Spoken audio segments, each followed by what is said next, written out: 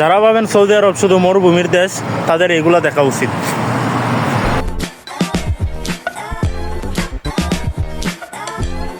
WhatsApp guys, কি অবস্থা সবার, কেমন আছেন সবাই? আশা করি অনেক ভালো আছেন। তো আজকে ফিরে আসলাম নতুন একটা ব্লগ নিয়ে। এখন যাচ্ছি আমি সাগর পাড়ে অ্যান্ড লুকস দ্য ভিউ।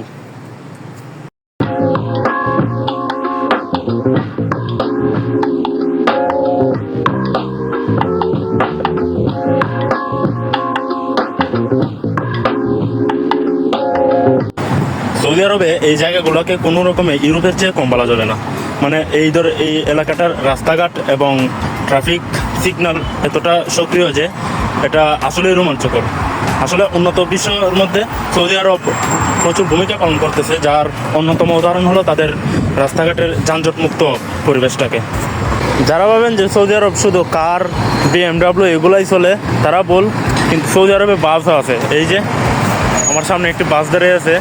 তো এইরকম ভিআইপি বাসগুলো সাধারণত এক জায়গা থেকে অন্য জায়গায় যায়, অনেক দূর দূরান্তে ভ্রমণ করে, যেমন জেদ্দার থেকে রিয়াদ, জেদ্দার থেকে আবহা, এরকম অনেক জায়গাগুলোর মধ্যে বাস দিয়েও ভ্রমণ করা যায়। সবচেয়ে এক্সাইটিং বিষয় হলো মেইন রোডগুলোর মধ্যে এদেশের গাড়ির স্পিড থাকে গড়ে 120 কিলোমিটার। সৌদি আরবের অর্থনৈতিক অবস্থা আসলে তুলনামূলক, অ্যান্ড এই দেশের বর্তমানে যদিও কাজের স্বল্পতা আছে, কিন্তু পরিচিত কারোর সাথে যোগাযোগ করে আসলে দেখা যাবে যে আপনি মাসে 50 থেকে 60 হাজার টাকা অনায়াসে ইনকাম করতে পারতেছেন।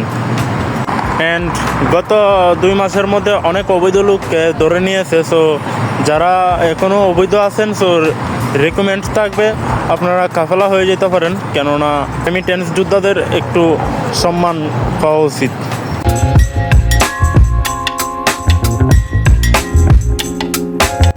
সো আমি চলে আসছি সাগর পাড়ে, অ্যান্ড জায়গাটা খুবই নিরিবিলি, কেননা রাত্রে অনেকটাই হয়ে গেছিলো।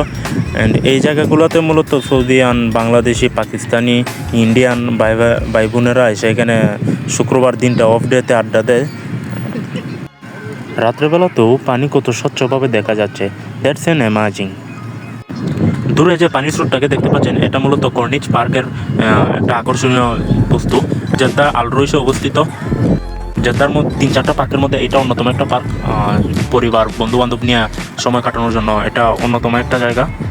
যদি কখনো সৌদি আরবের জেদ্দাতে আসার সুযোগ হয়, must visit this on, and it's recommended for everyone. ভিডিওটি ভালো লাগলে like, comment and share, and পরবর্তী ভিডিও পেতে চ্যানেলটি সাবস্ক্রাইব করতে পারেন। এতক্ষণ সাথে থাকার জন্য ধন্যবাদ সবাইকে।